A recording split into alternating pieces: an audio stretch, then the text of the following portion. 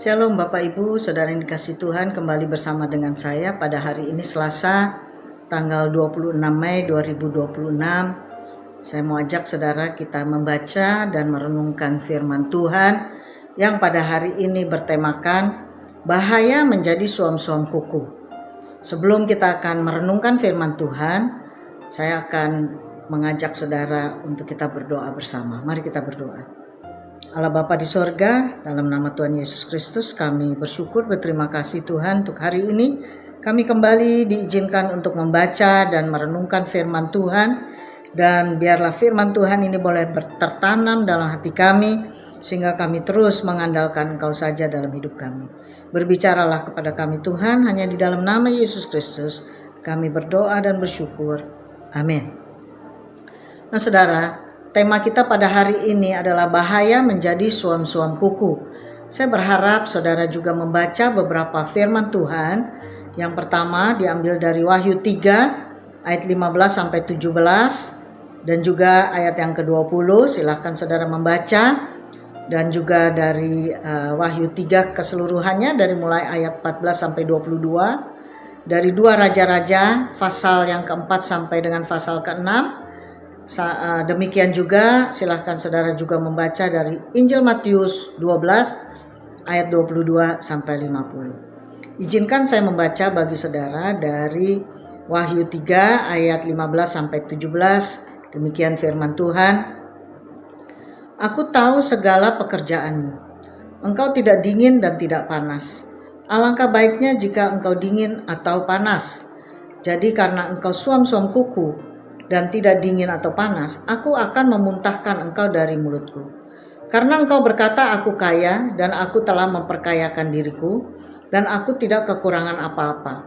Dan karena engkau tidak tahu bahwa engkau melarat dan miskin, dan malang, buta dan telanjang.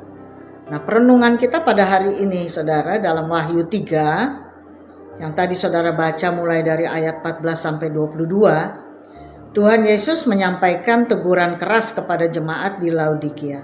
Mereka tidak dingin dan tidak panas, melainkan suam-suam kuku. Secara lahiriah mereka tampak berkecukupan, bahkan merasa tidak kekurangan apa-apa. Namun di hadapan Tuhan mereka sebenarnya melarat, malang, miskin, buta, dan telanjang. Yang tadi kita baca di dalam ayat yang ke-17.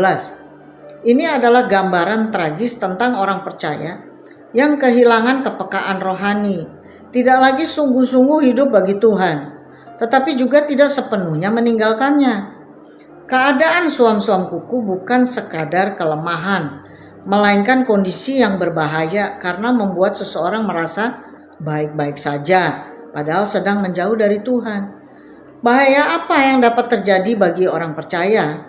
Maka yang pertama, bahaya kehilangan iman cinta mula-mula. Wahyu 3 ayat 15-16 berkata, janganlah hendaknya kerajidanmu kendor. Biarlah rohmu menyala-nyala dan layanilah Tuhan di dalam Roma 12 ayat 11. Dan Matius 24 ayat 12 juga berkata, kasih kebanyakan orang akan menjadi dingin. Iman yang sejati seharusnya hidup dan berapi-api. Ketika seseorang kehilangan gairah rohaninya, ia menjadi pasif. Tidak lagi memiliki kerinduan untuk berdoa, membaca firman, atau melayani. Nah, hal kedua saudara, bahaya tertipu oleh kenyamanan dan kekayaan. Yang tadi kita baca dalam Wahyu 3 ayat 17. Kekayaan dan kenyamanan bisa membuat orang percaya merasa tidak lagi membutuhkan Tuhan. Ketergantungan berpindah dari Tuhan kepada harta dan stabilitas hidup. 1 Timotius 6 ayat 9 berkata, cinta uang menjerumuskan ke dalam kebinasaan. Nah, hal ketiga, saudara, bahaya kompromi dengan budaya dunia. Roma 12 ayat 2 berkata, janganlah kamu menjadi serupa dengan dunia ini. Jemaat Laodikia hidup di tengah budaya yang makmur dan mandiri. Tanpa disadari, nilai-nilai dunia meresap ke dalam kehidupan rohani mereka. Kompromi terjadi ketika standar dunia lebih mempengaruhi hidup daripada firman Tuhan. Hal keempat, bahaya iman yang hanya rutinitas. 2 Timotius 3 ayat 5 berkata, secara lahiriah mereka menjalankan ibadah mereka, tetapi pada hakikatnya mereka memungkiri kekuatannya. Orang suam-suam kuku masih menjalankan aktivitas rohani, tetapi tanpa hati yang sungguh-sungguh. Ibadah menjadi kebiasaan, bukan perjumpaan dengan Tuhan. Berikutnya saudara, yang kelima, panggilan untuk bertobat dan dipulihkan. Tertera dalam Wahyu 3 ayat 18-20. Menghindari bahaya-bahaya yang disebut di atas, maka Tuhan tidak hanya menegur, tetapi juga mengundang. Lihat, aku berdiri di muka pintu dan mengetuk. Ini adalah kasih Tuhan.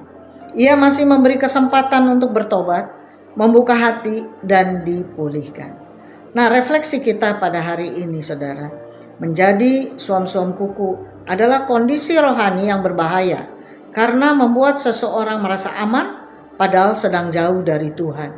Ini bisa terjadi ketika iman kehilangan api, ketika hati terikat pada kekayaan, ketika hidup berkompromi dengan dunia, dan ketika ibadah hanya menjadi rutinitas kosong. Namun Tuhan tidak menolak, malah Ia menegur, mengasihi dan memanggil kembali. Ia rindu kita menjadi umat yang sungguh-sungguh, hidup dalam iman yang sejati dan berapi-api. Bertanyalah, apakah iman saya masih menyala atau sudah mulai padam? Apakah saya lebih mengandalkan Tuhan atau kenyamanan hidup saya? Apakah saya beribadah dengan hati atau hanya rutinitas?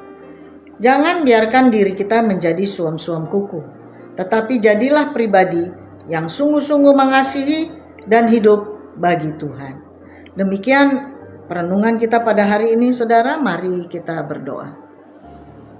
Bapa dalam sorga, terima kasih Tuhan Yesus buat perenungan pada hari ini yang mengingatkan kembali bagi kami supaya kami tidak suam-suam kuku dalam melayani Engkau, dalam hidup bagimu, supaya hidup kami tidak mengalami bahaya dan kami jauh dari Engkau.